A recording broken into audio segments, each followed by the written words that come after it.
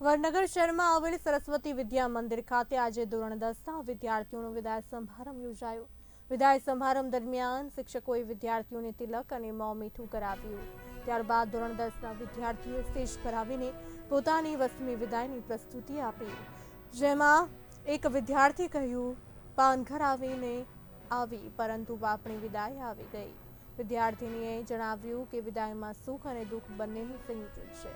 સુખ ત્યારે જ્યારે આપણે ભવિષ્ય તરફ આગળ વધીએ છીએ અને દુઃખ ત્યારે જ્યારે આપણે શાળા મિત્રો અને શિક્ષકોને છોડી જઈએ છીએ। વડનગરમાં આવેલી સરસ્વતી વિદ્યા મંદિર KG1 KG2 બાલવાટિકાથી લઈને ધોરણ 10 સુધીની શિક્ષણ વ્યવસ્થા ધરાવતી સ્કૂલ છે। અહીં બાળકોને શિક્ષણ ઉપરાંત રમતગમતમાં પણ પ્રોત્સાહિત કરવામાં આવે છે।